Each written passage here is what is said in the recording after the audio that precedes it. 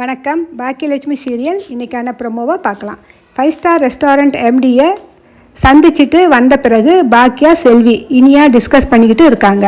பாக்கியா hope வைக்காமல் பேசுகிறத பார்த்த இனியா, ஏம்மா இப்படி பேசுகிற, நல்ல ஒரு சான்ஸ் கிடச்சிருக்கு, நீ கண்டிப்பாக செலக்ட் ஆகி சமையல் போட்டியில் கலந்துக்கிட்டு வின் பண்ணுவேன்னு எனக்கு நம்பிக்கை இருக்குது, கிடைக்காதுன்னு தெரிஞ்ச பிறகு எப்படிடா நம்பிக்கை வைக்கிறது, அம்மா ட்ரை பண்ணி பார்க்குறதுல தப்பில்லையேன்னு சொல்கிறாங்க இனியா.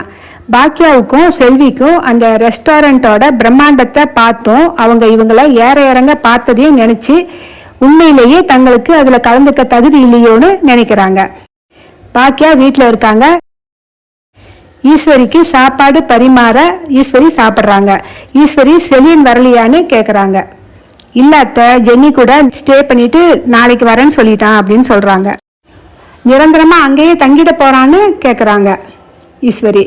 வந்துடுவாங்க அத்தைன்னு பாக்கியா சொல்கிறாங்க. கோபி உள்ளே வந்து அம்மா பக்கத்தில் உட்காந்துக்கிட்டு, அம்மா மாத்திரையெல்லாம் இருக்கா, வாங்கணுமான்னு கேட்குறாரு. செக்கப் அடுத்த மாதமா இந்த மாதமாங்கம்மா அப்படின்னு சொல்லி கேட்குறாரு. அடுத்த மாதம் கோபின்னு சொல்கிறாங்க ஈஸ்வரி. பாக்கியா, இனிமேல் நானே அம்மாவை டாக்டர்கிட்ட கூட்டிகிட்டு போயிட்டு வரேன் அப்படின்னு சொல்கிறாரு. பாக்கியா அன்போட வற்புறுத்தி இன்னொரு சப்பாத்தியை ஈஸ்வரிக்கு பரிமாறுறாங்க. கோபி பாக்கியா கிட்ட அவங்க அம்மாவை பற்றி துருவி ரொம்ப அக்கறையாக விசாரிக்கிறாரு. இதை பார்த்த பாக்கியாவுக்கும் ஈஸ்வரிக்கும் ஆச்சரியமாக இருக்குது.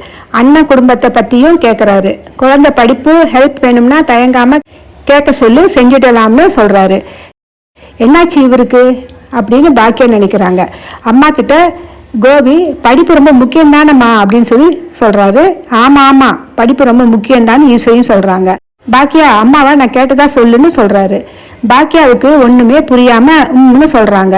கோபி வேலை இருக்கிறதால பை பாக்கியா பைமான்னு சொல்லிட்டு போகிறாரு. பாக்கியா, கோபி இப்போ ரொம்ப மாறிட்டான்ல அப்படின்னு சொல்கிறாங்க ஈஸ்வரி. கோபி மாறினார்னா அது அவருக்கு தான் நல்லது அப்படின்னு சொல்லி இடம் கொடுக்காம ஈஸ்வரிக்கிட்ட பேசுகிறாங்க. பாக்கியா, உனக்கு இப்போ கோபியை ரொம்ப பிடிச்சிருக்கு, ஆனால் நடிக்கிற, வெளியே சொல்ல மாட்டேங்கிற அப்படின்னு சொல்கிறாங்க. கடைசி காலத்தில் உனக்கும் ஒரு துணை வேண்டாமா?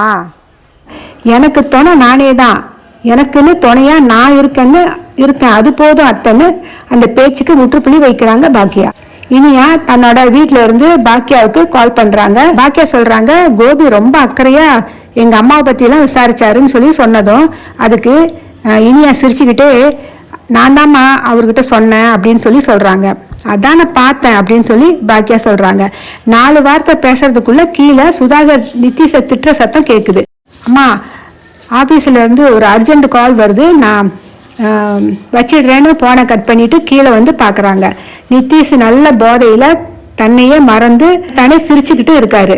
சந்திரிகா இங்கே வந்து பாருன்னு காட்டுறாரு. சந்திரிகா உடனே வர்றாங்க.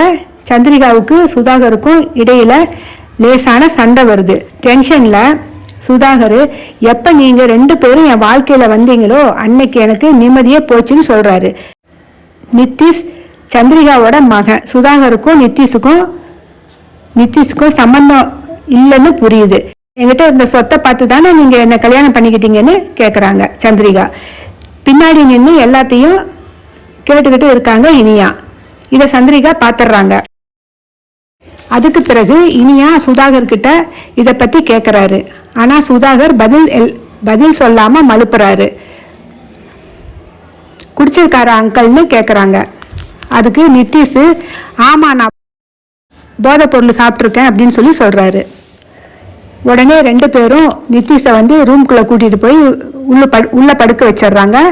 அதுக்கு பிறகு இனியாவை ரூமுக்கு போமா அப்படின்னு சுதாகர் சொல்லிட்டு இவங்க 2 பேரும் இன்னொரு ரூமுக்கு போயிடுறாங்க. இனியா நைஸாக நிதிஷ் படுத்திருந்த ரூமுக்குள்ளே கதவை திறந்துட்டு போகிறாங்க. அப்போ அவர் பெட்டில் படுத்துக்கிட்டு உளறிக்கிட்டு இருக்காரு. யார், இனியாவா அப்படின்னு சொல்கிறாரு. சாப்பாடு சாப்பிட்டீங்களான்னு இனியா அன்போட கேட்குறாங்க. கேட்டுக்கிட்டு பக்கத்தில் போகிறாங்க இனியா. உங்களுக்குள்ள ஃபேமிலி ப்ராப்ளம் ஏதாச்சும் இருக்கான்னு கேட்குறாங்க. இதை கேட்டதும் நிதிஷ் வந்து எந்திரிச்சு வந்து இனியாவை கீழே தள்ளி விடுறாரு. இனியாவோட தலை சேரில் மோதி வலி எடுக்குது. நிதிஷோட குரல் கேட்டு சுதாகரும் சந்திரிகாவும் ஓடி வந்து பார்க்குறாங்க. இனியா கீழே விழுந்து அடிபட்டு தலையில் கை வச்சு பிடிச்சிக்கிட்டு இருக்கிறத பார்த்து சந்திரிகா இனியாவை தூக்கி விடுறாங்க. அடிபட்டுச்சாமான்னு கேட்குறாங்க. லைட்டாக தலையில் அடிபட்டுடுச்சுன்னு சொல்கிறாங்க இனியா. சுதாகர் நித்தீஷை திட்டுறாரு. என்னை யார் டாமினேட் பண்ணி பேசினாலும் எனக்கு பிடிக்காதுன்னு கண்ட்ரோல் இல்லாமல் பேசுகிறாரு நித்தீஷ். இதோட இன்னைக்கான ப்ரோமோவை முடிச்சிருக்காங்க. நன்றி.